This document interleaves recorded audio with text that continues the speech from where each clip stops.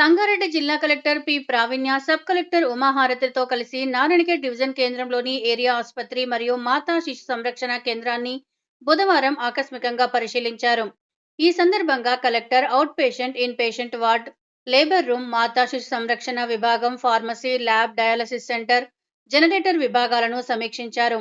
ఉద్యోగుల హాజరు register, medicine stock, రోగులకు అందిస్తున్న భోజనం నాణ్యతను పరిశీలించారు.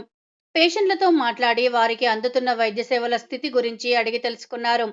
వానాకాలంలో డెంగ్యూ, వైరల్ ఫీవర్, మలేరియా వంటి సీజనల్ వ్యాధులను ఎదుర్కొనేందుకు ముందస్తు చర్యలు తీసుకోవాలని, అవసరమైన మందులు, రక్త పరీక్ష కిట్లు, తగినంత సిబ్బంది అందుబాటులో ఉండాలి అని ప్రజలకు అవగాహన కల్పించాలని అన్నారు. ఈ సందర్భంగా డీసీహెచ్ అధికారి ఆసుపత్రిలో 50 పడకల అదనపు వార్డు అవసరం ఉందని కలెక్టర్ దృష్టికి తీసుకువచ్చారు. దీనిపై కలెక్టర్ సంబంధిత ప్రపోజల్ పంపాలని సూచించారు. ఆసుపత్రిలో విద్యుత్ అంతరాయం ఏర్పడకుండా జనరేటర్లో సాంకేతిక లోపాలు లేకుండా ముందుగానే సిద్ధం చేయాలని కలెక్టర్ ఆదేశించారు.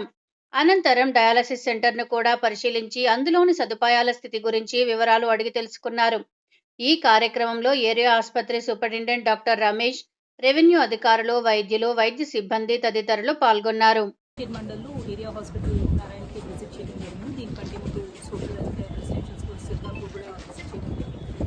సో అక్కడ పిల్లలతో లంచ్ చేసి అలానే అక్కడ వాళ్ళకున్న ఫెసిలిటీస్ అవన్నీ కూడా చూడడం జరిగింది. ఇక్కడ ఏరియా హాస్పిటల్లో బోత్ ఎగ్జిస్టింగ్ ఏరియా హాస్పిటల్, కొత్తగా వచ్చిన ఎంసీహెచ్ రెండిట్లో బెడ్ ఆక్యుపెన్సీ ఎంత ఉంది, అలానే ఇక్కడ ఇస్తున్న ఫెసిలిటీస్, ఇంకా ఏమైనా రిక్వైర్మెంట్స్ ఉన్నాయనేది పేషెంట్స్ నుంచి, డాక్టర్స్ నుంచి తెలుసుకోవడం జరిగింది.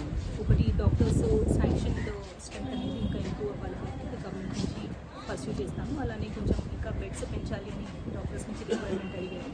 సో అది కూడా త్వరలోనే అవైలబుల్ ఫండ్స్ నుంచి పికప్ చేస్తాము. అండ్ లాస్ట్కి మనకి కొంచెం ఎమర్జెన్సీ కేసెస్ ఏవైతే వస్తున్నాయో అవి ఇంకా బెటర్ హ్యాండిల్ చేయడానికి ఎక్విప్మెంట్ కానీ ఏదైతే కావాల్సి వస్తుందో